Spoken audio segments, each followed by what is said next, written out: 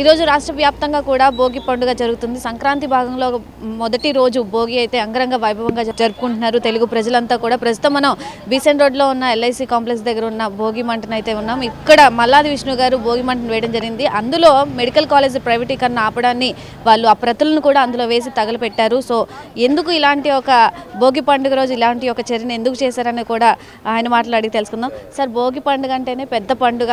ఇందులో మీరు కూటమి ప్రభుత్వం చేస్తున్న కొన్ని చర్యలను అయితే అందులో వేసి తగలపెట్టడం జరిగింది. సో ఏంటి దీని ఒక ముఖ్య ఉద్దేశం?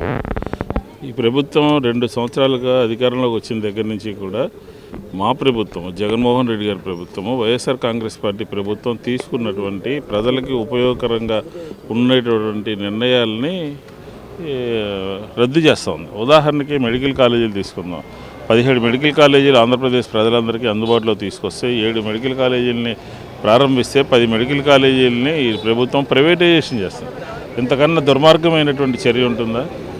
ఎకరం 50 రూపాయలకి 100 రూపాయలకి వాళ్ళకి ఇవ్వాలి అని చెప్పనే ఒక ఆలోచన చేస్తూ పేద ప్రజలకి వైద్యం అందకుండా, పేద విద్యార్థులకి వైద్య విద్య అందకుండా చేసేటటువంటి కార్యక్రమం తీసుకుంది. ఒక్క మెడికల్ కాలేజీలే కాదు, ఈ రాయలసీమ యావత్తు రైతాంగానికి ఉపయోగపడేటటువంటి రాయలసీమ లిఫ్ట్ని ఏ రకంగా మూసేసిందో పక్క రాష్ట్ర ముఖ్యమంత్రి ఆంధ్రప్రదేశ్ ప్రజలందరికీ చెప్పాడు. రాయలసీమ లిఫ్ట్ కానీ, లేకపోతే మెడికల్ కాలేజీలు కానీ, సచివాలయ వ్యవస్థను కానీ ఒకటి కాదు అన్నీ కూడా మార్చేసి. ఉదాహరణకి ఆరోగ్యశ్రీ. ఈరోజు రాష్ట్రంలో ఆరోగ్యశ్రీ పరిస్థితి ఏంటి?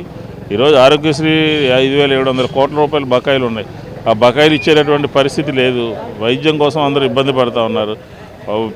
పేద ప్రజలు, విద్యార్థులు చదువుకోవడానికి ఫీజు రియంబర్స్మెంట్ అవ్వక దాదాపు 8 క్వార్టర్స్ పెండింగ్ ఉన్నాయి. 5,700 కోట్ల రూపాయలు పెండింగ్ ఉంటే, విద్యా దీవెన, వసతి దీవెన పెండింగ్ ఉంటే, ఎన్నికల మేనిఫెస్టోలో ఏం చెప్పారు? పూర్తిగా మేము ఇది చేస్తాము, జగన్మోహన్ రెడ్డి గారి కన్నా ఎక్కువ చేస్తాము అని చెప్పని ఈరోజు ఆంధ్రప్రదేశ్లో జరుగుతున్నటువంటి వ్యవహారం ఏంటి, జరుగుతున్నటువంటి పరిపాలన ఏంటి?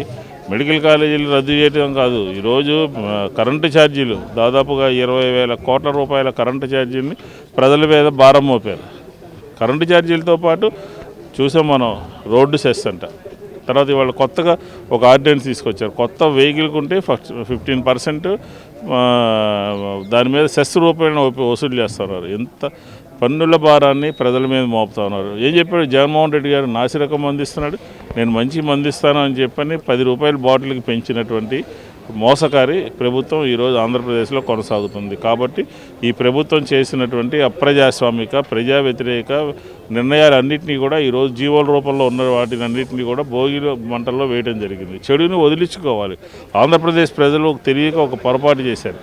ఒక జగన్మోహన్ రెడ్డి గారి కన్నా సంక్షేమం, అభివృద్ధి ఎక్కువ చేస్తానని చెప్తే ఓటు వేస్తే ఈ రకంగా జరుగుతుంది. కాబట్టి ఈ చెడును వదిలించుకోవాలి, దుర్గుణాలను వదిలించుకోవాలనే ఉద్దేశంతో ఈరోజు మనం ఇందులో జీవోలన్నింటిని కూడా వేయడం జరిగింది. కాబట్టి ఖచ్చితంగా మార్పు రావాలి. సంక్రాంతి రైతుల పండుగ.